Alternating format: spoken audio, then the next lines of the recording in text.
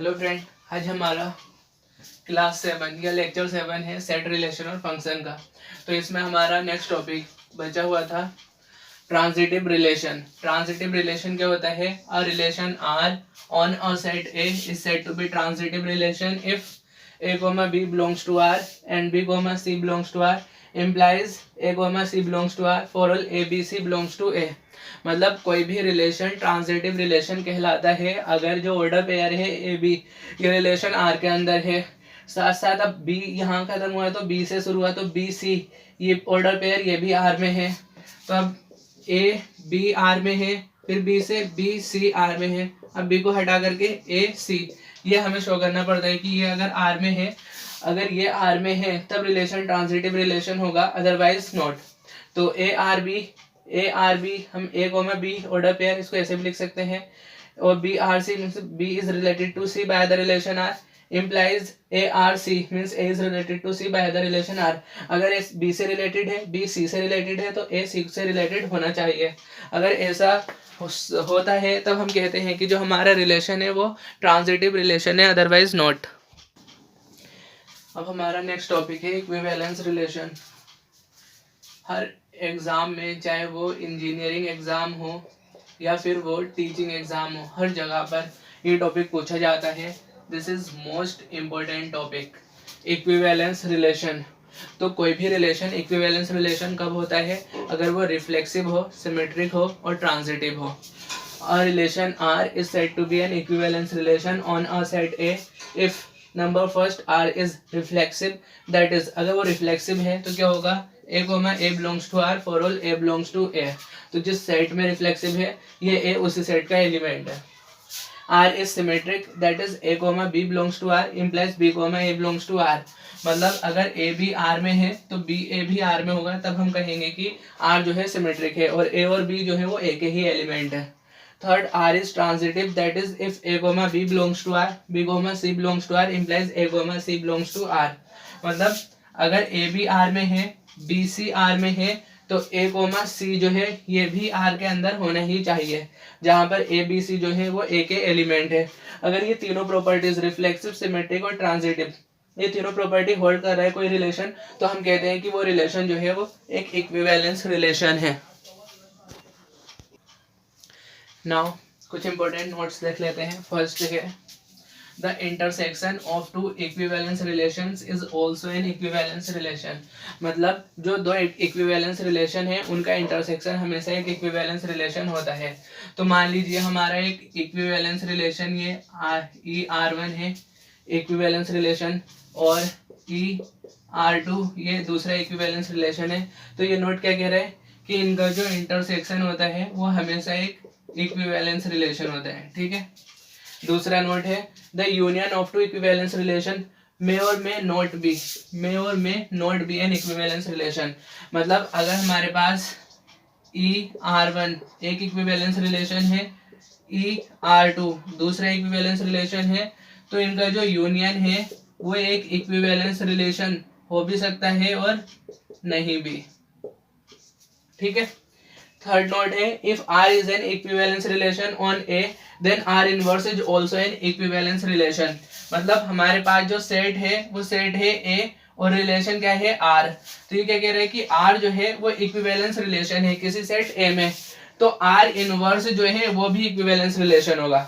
ठीक है। अगर R इक्विवेलेंस रिलेशन है तो R इनवर्स भी इक्विवेलेंस रिलेशन होगा। फोर्थ है if A is any set, मान लिया हमने A कोई भी सेट है, ठीक है, identity relation I A and universal relation A cross A R always equivalence relation. तो कोई भी सेट होगा ए, तो इस सेट के लिए जो आइडेंटिटी रिलेशन बनेगा आई ए और इसका जो यूनिवर्सल रिलेशन बनेगा ए क्रॉस ए, तो ये दोनों रिलेशन हमेशा इक्विवेलेंस रिलेशन होते हैं। एक बहुत ही इंपॉर्टेंट नोट है empty relation और void relation is not reflexive but symmetric, antisymmetric and transitive। जो empty relation होता है या void relation होता है वो reflexive नहीं होता है, लेकिन ये क्या होता है? सिमेट्रिक होता है, एंटीसिमेट्रिक और ट्रांजिटिव होता है। तो अब हमारा नेक्स्ट टॉपिक है इक्विवेलेंस क्लासेस। तो इक्विवेलेंस क्लास कैसे फाइंड करते हैं? सपोज हमने एक सेट मान लिया A equal to A B C, एक सेट मान लिया R equal to a a b b c c a b b a, this is an equivalence relation. तो हमने एक सेट माना है ए, आर क्या होना चाहिए, इक्विवेलेंस रिलेशन। क्यों? क्योंकि हम इक्विवेलेंस क्लास फाइंड कर रहे हैं, तो रिलेशन भी इक्विवेलेंस रिलेशन ही होने चाहिए। देखो ये इक्विवेलेंस रिलेशन कैसे है, A comma A B comma B C comma C, तो हर एलिमेंट की इसके साथ इमेज मिल जा रही है हमें, A comma A B comma B C comma C, मतलब ये रिफ्लेक्सिव हो गया। सिमेट्रिक के लिए ए बी आर में है तो बी ए बी आर में है, तो ये सिमेट्रिक भी हो गया। ट्रांजिटिव के लिए ए बी आर में है बी ए आर में है, तो ए कोमा ए बी आर में है, इसका मतलब ये ट्रांजिटिव हो गया। तो ये रिफ्लेक्सिव, सिमेट्रिक और transitive, it means that R is an equivalence relation. Now set मान लिया आर एक इक्विवेलेंस रिलेशन है, तब इक्विवेलेंस क्लास किसकी, जो सेट के अंदर एलिमेंट होते हैं उनकी इक्विवेलेंस क्लास फाइंड करते हैं। कैसे?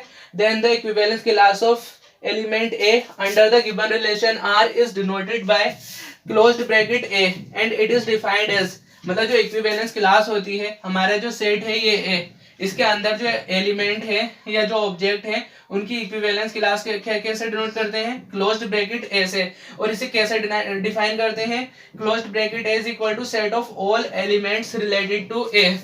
Equivalence we read as equivalence class of A equal to set of all elements related to A, मतलब उन सारे एलिमेंट का सेट जो ए से रिलेटेड है। तो यहाँ पर देखो ए से कौन कौन सा रिलेटेड है, तो ये ए से ए रिलेटेड है, तो यहाँ ए आ जाएगा। दूसरा ए से कौन सा नहीं है, तो यहाँ बी, फिर सी, फिर ए। फिर ये ए से बी रिलेटेड है, तो यहाँ बी भी आ जाएगा। बस इतने दो ही एलिमेंट है जो ए से रिलेटेड है। अब equivalence class of b equal to set of all elements which are related to b is equal to, b से कौन कौन से एलिमेंट रिलेटेड है, तो बी कोमा बी, बी से बी रिलेटेड है तो बी आ जाएगा। फिर ये सी है, फिर बी, देखो फिर बी से यहाँ ए है तो बी कोमा ए, मतलब हमें कोई एलिमेंट किससे रिलेटेड है, ऐसे करके देखते थे ना, a R b means a is related to b, तो ए के लिए पहले ए होना चाहिए, पहले ए देखते हैं, बी के लिए पहले बी, यहाँ पर अब सी है, तो the set of equivalence class of C equal to set of all elements related to C, उन सारे एलिमेंट का सेट जो सी से रिलेटेड है। तो पहले सी देखेंगे, फिर बाद में सी देखेंगे, ऐसे करके, फिर बाद में देखेंगे कि ये किससे रिलेटेड है। तो यहाँ ए बी बी सी सी इन दोनों को छोड़ा, फिर इसके बाद में सी सी, तो यहाँ से सी जो है सी से रिलेटेड है, दिस इज इक्वल टू सी। अब सी किसी से नहीं है तो ये सिर्फ एक ही एलिमेंट आ जाएगा इसमें। तो यहाँ से हमने एक देखा कि इक्विवेलेंस क्लास और इक्विवेलेंस क्लास, दो क्लास ए की और बी की, equivalence class of a is equal to, we can write it a comma b, so equivalence class of a is equal to equivalence class of b. तो कोई भी दो element की equivalence class बराबर भी हो सकती है, ठीक है। तो ये ए और बी ऐसे एलिमेंट है जिनकी इक्विवेलेंस क्लास बराबर है, और ए सी या बी सी ऐसे एलिमेंट है जिनकी इक्विवेलेंस क्लास जो है इक्वल नहीं है।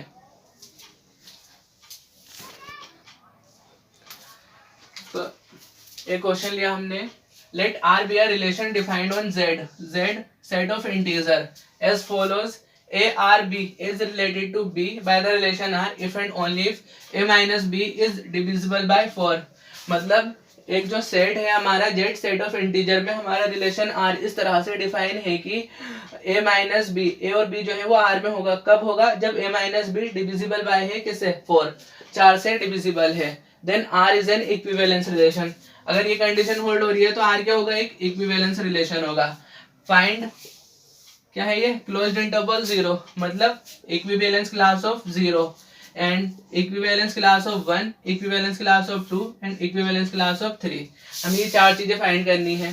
तो हमें गिवन क्या है, z set of integer, and we know that set of integer is equal to set -3।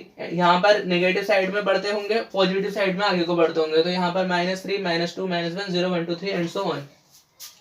Equivalence class of 0 कैसे फाइंड करेंगे, हमें गिवन क्या है, a, b जो है वो r में दिया है, लेकिन कब, जब a माइनस बी जो है इट इज डिविजिबल बाय 4। तो यहाँ से a माइनस बी, तो पहले अगर हमने देखो कि कौन सा नंबर 4 से डिविजिबल होगा, तो हमने लिया यहाँ पर 0,0, 4 से डिविजिबल होगा तो 0 - 0 होगा ना यहाँ पर, तो वो क्या होगा 0, दिस इज डिविजिबल बाय 4, तो ये नंबर 0 आ गया। अब ये अपॉन में 4 है, तो बस हमें एक ही चीज फाइंड करनी थी, बाकी हम ऐड करके आगे आ जाएगा। तो 4 में 0 ऐड करेंगे 4, फिर 4 में 4 ऐड करेंगे 8, फिर 12, इसी तरह से माइनस करेंगे तो -4 -8 -12, तो हमारी क्लास आ गई इक्विवेलेंस क्लास ऑफ 0। अब 1 के लिए क्या करें, तो 1 के लिए हमारा a-b/4 ये होना चाहिए। तो a1 - b/4, तो b कौन कौन से हो सकते हैं जो कि इससे डिविजिबल हो। तो अगर हम यहाँ पर b = 5 मान लें तो 1 - 5/4 मीन्स -4/4 -1, तो ये डिविजिबल होगा। तो 5 और -5 दोनों आ जाएंगे, तो यहाँ से 5 आ गया। ठीक है, हमने b5 लिया। अब 5 आया है तो इसका आगे 4 और ऐड करेंगे, 5 4 9, फिर 9 और 4 13, 5 में से 4 माइनस करेंगे 1, फिर 1 में से 4 माइनस करेंगे -3, फिर -3 में से 4 माइनस करेंगे -7। मतलब हमें ये कोई भी एक ये आ जाए या ये कोई भी एक आ जाए, उसमें आगे वाले में +4 ऐड कर देंगे और पीछे वाले में -4 कर देंगे। ठीक है, इसी तरह से 2 में इक्विवेलेंस क्लास कैसे फाइंड करेंगे, देखो वही है हमारे पास कि a, b belongs to R if a - b is divisible by 4। तो यहाँ पर 2 मान लिया। अब ये 4, तो यहाँ पर कौन कौन सा नंबर 6 आ जाएगा सिंपल। तो 2 - 6 -4/4, तो यहाँ पर 6 लिया। 6 है तो यहाँ पर 4 और ऐड करिए, 6 4 10, 10 और 4 14, इस तरह से 6 में से फिर 4 माइनस किया, फिर 2 में से 4 माइनस किया -2। तो मतलब आगे जो बढ़ते रहेंगे उनमें +4 ऐड करेंगे, जो पीछे जाते रहेंगे उनमें -4। आपका काम है कोई भी एक निकाल देना बस। इसी तरह से इक्विवेलेंस क्लास ऑफ 3 फाइंड कर लेंगे। तो इसमें हमारा लास्ट टॉपिक है पार्टीशंस ऑफ सेट, किसी सेट के पार्टीशंस ऑफ सेट। तो हम पहले सेट मान लेते हैं, let a1 a2 a3 up to an are subset of a set A। तो A एक सेट है, A1 से लेकर के An तक जो है ये सब इसके सबसेट हैं। Such that A1 union A2 union A3 union up to union An is equal to A, मतलब A1 से लेकर के An तक इन सबका यूनियन A के इक्वल है। Second, AI intersection AJ is equal to 5 where I not equal to J, that is mutually exclusive. मतलब कोई भी दो सेट ऐसे नहीं है जिनका इंटरसेक्शन आपस में कुछ नंबर आए, वो 5 आना चाहिए। देन इस कंडीशन में क्या होगा, A1 से लेकर के N तक के जो सेट है वो क्या कहलाएंगे, पार्टीशन कहलाएंगे, जो गिवन सेट है A उसके।